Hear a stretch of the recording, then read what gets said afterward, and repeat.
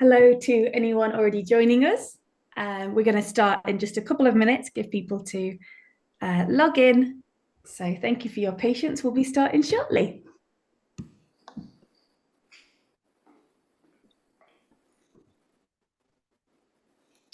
I've mentioned this on the YouTube page, but there's a chat box. If you'd like to ask any questions, we will address them at the end after Mercedes' presentation.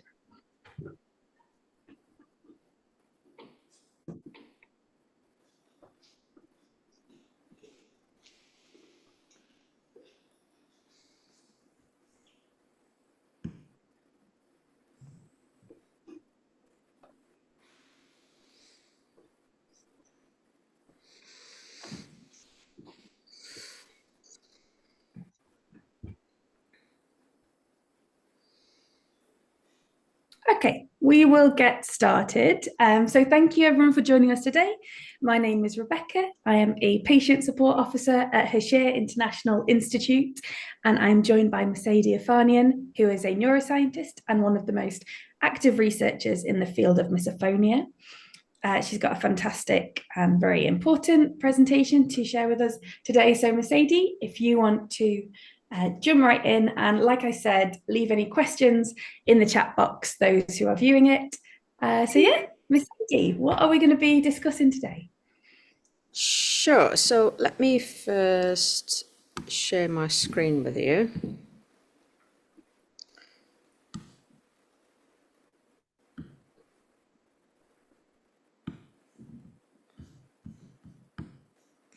You should be able to see my screen now. Okay, great. So good day, everyone. In today's webinar, we are going to discuss one of the latest studies on misophonia, which was published a few months ago. And it was a collaboration between two different universities and our colleagues in America and Sweden. To learn more about this study, please refer to the Hashir International website, which we will share at the very end of the webinar. And on the Research Hub section, you can find a review of this article with the same title as you can see on this slide. The difference of attention between youth with misophonia and youth with anxiety. Like always, I would like to start this webinar with the latest misophonia definition that was put forth by experts in the field. Misophonia is currently recognized as a disorder which is characterized by intolerance to specific sounds or stimuli associated with such sounds. Beside a wide range of symptoms, misophonia sufferers often report attention problems, which in turn, of course, impacts their performance at school, at work, and so on. And this attention problem is very severe when sound triggers are present. In this study, the researchers investigate what sets misophonia apart from other problems with attention impairment or attention difficulties, like anxiety, in terms of its effect on attention. So they explored the impact of misophonia on attention spans of only children and adolescents. They drew comparisons between individuals affected by misophonia and those grappling with anxiety, as prior studies indicated that anxiety often associates with attention difficulties, as I already mentioned. Through this comparative analysis, they aim to find the distinguishing features of misophonia.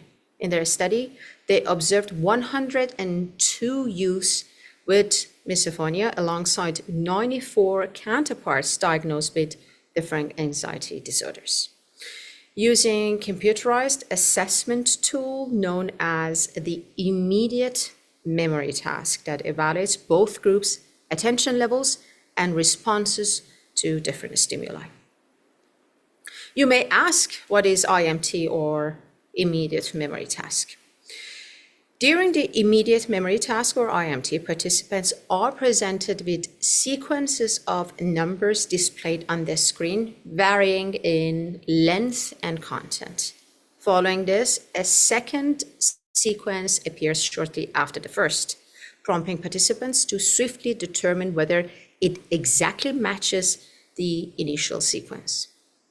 They express their decision by pressing a button, typically indicating yes for a match and no for a mismatch. For instance, if the initial sequence is, as an example, 4392, and a subsequent sequence is 43921 versus 43922, participants might quickly decide whether they match. In the example provided on the right side, as one digit differs from 1 to 2, participants would indicate a mismatch by pressing the corresponding button.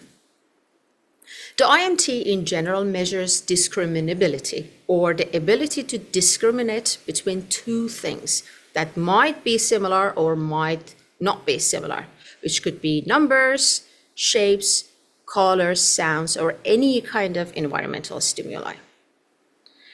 It requires us to hold given information in our working memory, which lasts roughly for 10 to 15 seconds in order to discriminate between them.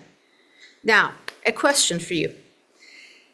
Can you tell me if the color of the circle in the slide has changed in comparison with the previous slide, and also the number and the shape in black? I feel tested. Yeah, just make a guess. You don't have to be accurate, because this is exactly what is tested in IMT. Yes, I'll say it has changed. It has changed. Can you say which one has changed exactly? The shape, the color, or the number? The number? Okay, that's it? And the shape. The shape, okay. All right, so you were 50% correct. Yes. Because the color has changed, as you can see, which is, of course, I can imagine it's very difficult. The color of the first circle is relatively light blue in comparison with the second slide. The number didn't change. It's the same number, 3103772, and also the shape changed. The first shape is dicogon, if I'm not mistaken, and the second one is dodicogon. Yeah. Anyway, of course, what I just demonstrated is not similar to the task per se, given in the task, one stimulus is presented at a time for a certain amount of the time, and also the reaction time of participants are taken into account. Means they also measure how fast and how quick participants can discriminate between these two stimuli. They use IMT to see how, as I said, quickly people can compare and remember groups of numbers. This helps them understand how well people with misophonia can pay attention to details and recall information fast. So in this study, the researchers are trying to figure out if the group with misophonia or anxiety does better and responds faster in this task. If they do, it might mean that they are better at focusing and picking out a specific sounds or things that bother them. They are also checking how well do people with misophonia relates to how bad their misophonic symptoms are by looking at scores or basically reported measures such as Amsterdam Misophonia Scale and Misophonia Assessment Questionnaire, meaning that they were testing whether their outcome in immediate memory task has any association with their severity of their measures, evident by those questionnaires, the questionnaires that I just named. And finally, they were interested to see if these changes in attention, would depend on the age and the gender of those children and adolescents. So, what the results show. Their findings reveal that children and adolescents experiencing misophonia exhibited better performance, but not necessarily faster performance. Means they were more accurate, but not necessarily faster in the memory task in contrast with those solely dealing with anxiety. It's exactly the opposite of what we used to think about memory impairment in people suffering from misophonia. And this implies the basically heightened ability to notice subtle differences in sounds in people suffering from misophonia. Essentially, they possess an enhanced sensitivity to a stimuli that might go unnoticed by most individuals. This insight sheds light on why certain sounds provoke such strong reactions. Or we can basically conclude that the brain of people suffering from misophonia are wired to prioritize attention to these specific noises or specific sounds over others.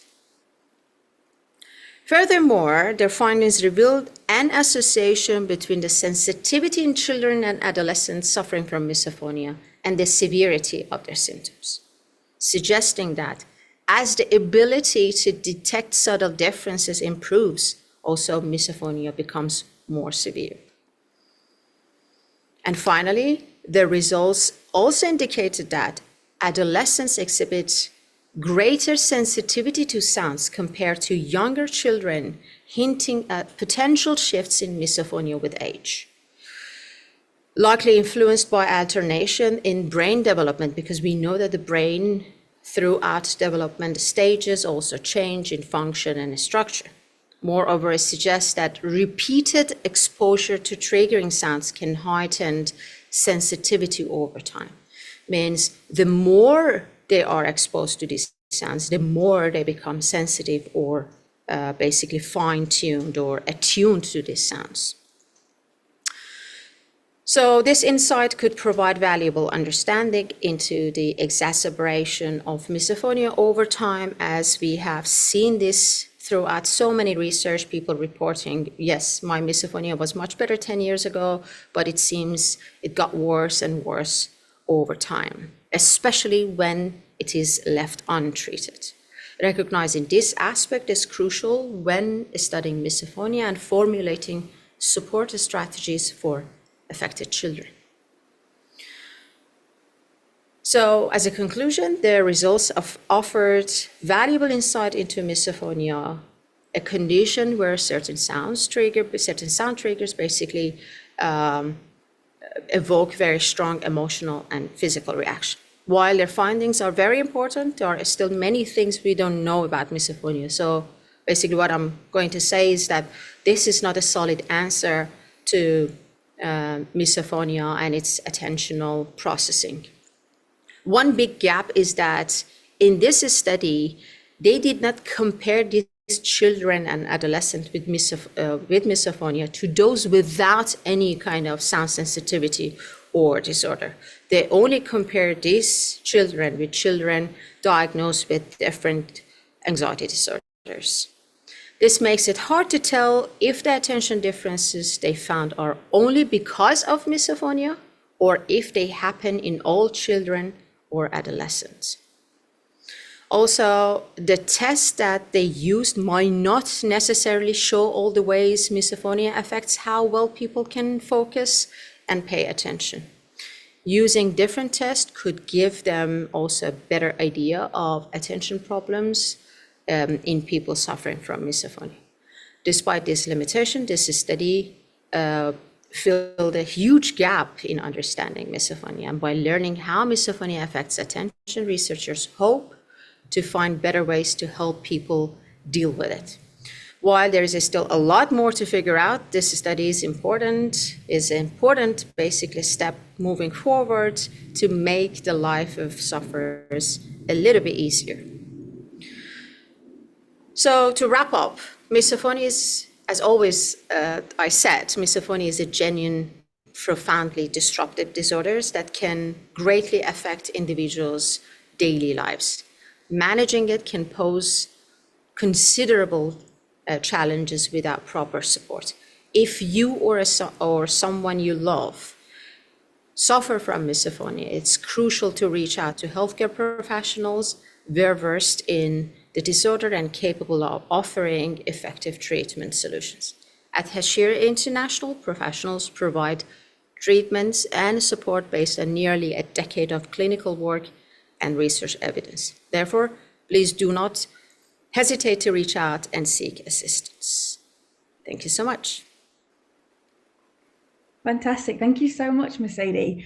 I mean, it's all fascinating. And like you said, even though there's limitations, it's still growing our understanding of misophonia. So it's still really important. And I think as someone with misophonia, I am so intrigued and kind of interested by, yeah, attention span and memory and how, what's happening in my brain that kind of differentiates between my memory of a sound or a sensory reaction compared to my memory of numbers or something like that. It's all so fascinating. So I'll start us off with a question, which is, can you explain for us how misophonia differs from sensory conditions such as hyperacusis and phonophobia? Yeah, sure. So there are a bunch of key differences between phonophobia, hyperacusis, and misophonia.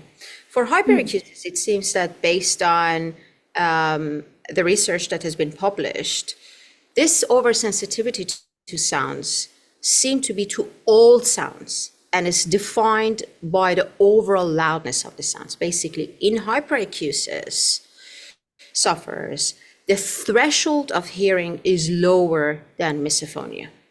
Means if, for example, a sound at level of 85 dB or decibel would irritate you and me, people suffering from hyperacusis might get triggered by sounds at 77, for example, dB. So the hearing threshold is lower. But this is not the same case with misophonia. It seems that with misophonia, only a specific sounds, regardless of their overall loudness, trigger them. Actually, majority of the misophonia trigger sounds are soft sounds. That's why Marsha Johnson actually coined the term soft selective sound sensitivity syndrome. Yeah. And also, yeah, go ahead.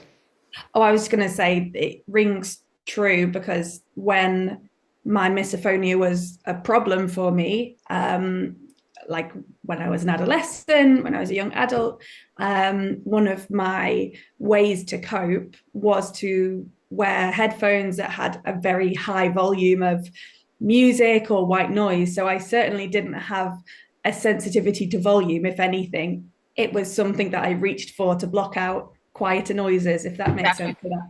Yeah, it's a very common coping strategy. Yeah.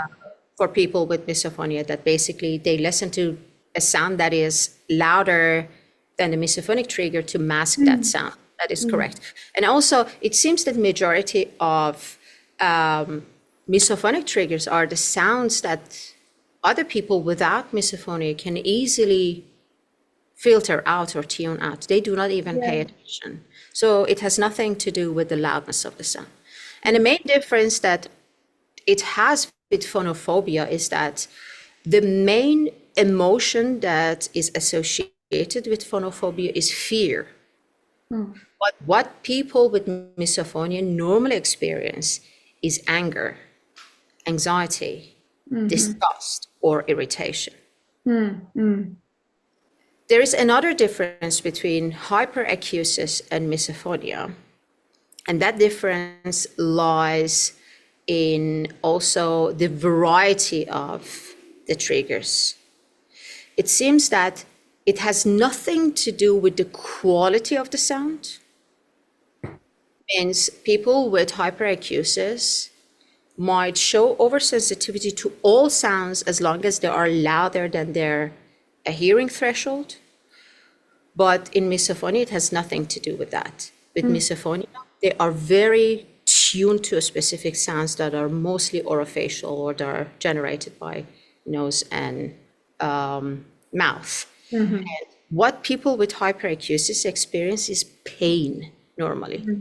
What is not the same case with people with misophonia. Pain in the ears, of course. Yeah.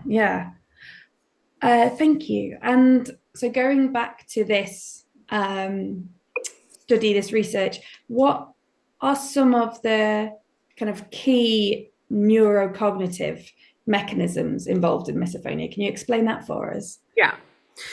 So there are a bunch of studies that looked at different cognitive mechanisms. One of those is emotion regulation or emotion dysregulation, I have to say. It seems that people with misophonia have a level of impairment with their emotion regulation.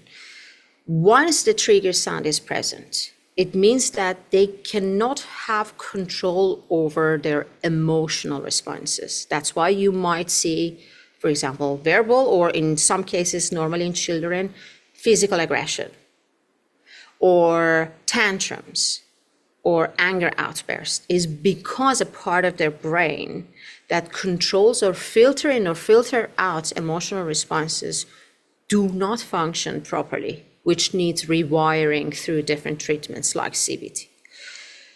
Another mechanism is called attentional bias that we already talked about. It means that they have bias, or they are attuned, or their attention is attuned to very specific triggers, not all those sounds, but very specific ones.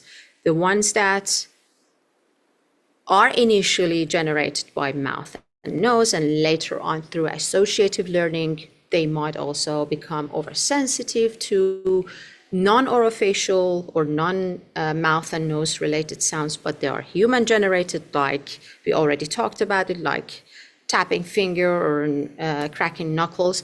And after that, if it is left untreated for a long time, they may also become oversensitive to very soft, normal and innocuous environmental sounds, like clock ticking, like pen clicking. It seems that these sounds have something in common, which is repetitiveness and pattern-basedness, but not necessarily in loudness. And the third one is cognitive control. Cognitive control is another cognitive ability in which is controlled by prefrontal cortex. Basically, it tells people what emotional response they should show or they should suppress, or it filters out the emotional responses or affective responses that are not matched and are not appropriate for the context and the situation. Again, that's why we see, for example, hyperfocus. That's why we see emotional outbursts in people with misophonia, of course, when the sound trigger is present. Fantastic. No, that was really clear. Wonderful. I've just noticed as well, just for anyone watching live, although it says my name is Hashir Aj, I am not Dr. Aj. My name is Rebecca Hayward, in case that was causing any confusion to people who are new to our webinars. I'm just checking the chat. Yeah, one final question from me. So if you are watching and you have a question, please add it to our chat on YouTube. Mercedes, what are the distinct elements of attentional processing that are unique to misophonia, especially in youth populations? That's actually a great question. I would say the attentional bias that I already talked about could be very unique to misophonia. Means all the attention and all the focus, that's why they get hyperfocus, is very much attuned and very much connected and associated with very specific sounds. The sounds that, again, are orofacial, mouth and nose related, and throughout time might also other sound triggers add the basically misophonic triggers over time if it's left untreated. However, this might change over time as the central nervous system changes when people grow up. So we don't know exactly. This is something that needs to be tested, that what are the exact differences between children and adolescents suffering from misophonia and adults. And this is one of actually the limitation of the study I just presented.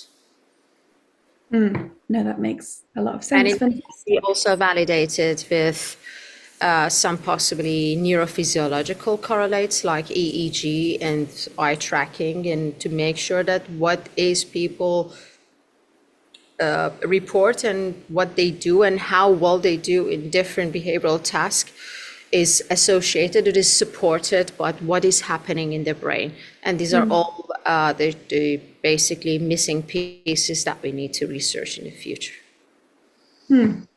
Yes. No, that is really, really interesting. And thank you for kind of breaking down all of that quite dense research into something that people like me and our viewers can really understand and perhaps even relate to. Mercedes, is there anything else that you wanted to touch on from your presentation? Otherwise, we have some announcements to make. But was there anything else that you wanted to bring up before we move on? No, I would like to repeat myself once again that at Hashir International, experts offer high quality work and also effective treatment.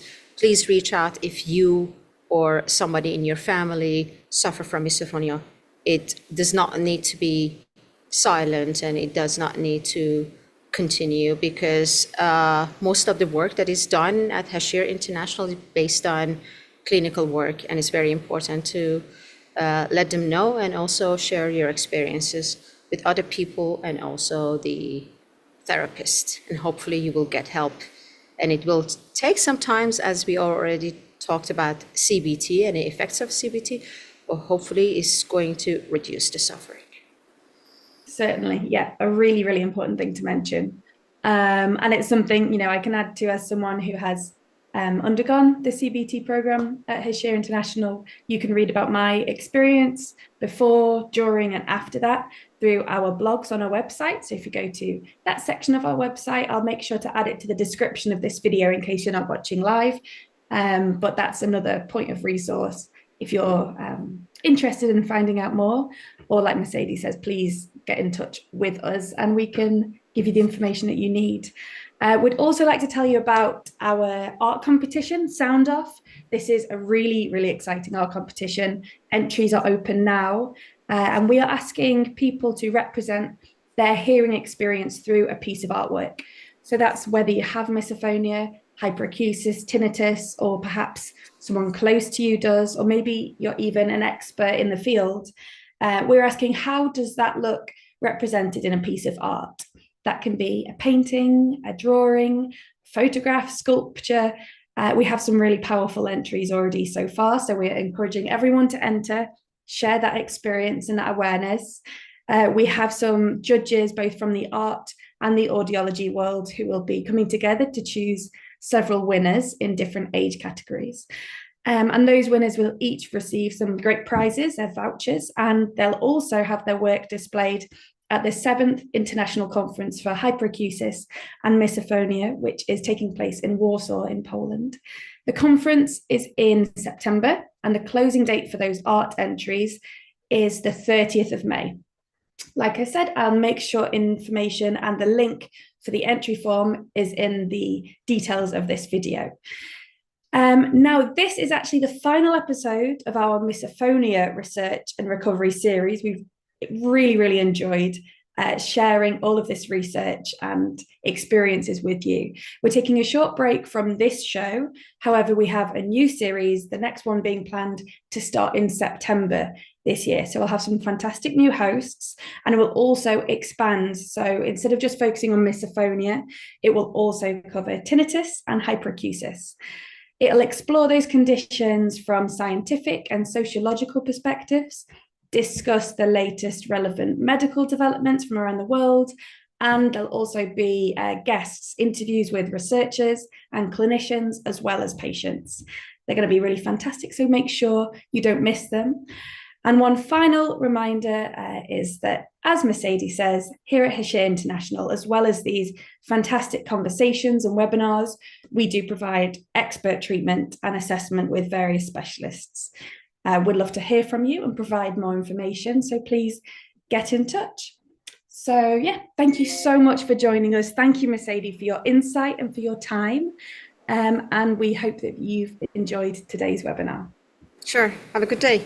Thank you. Goodbye.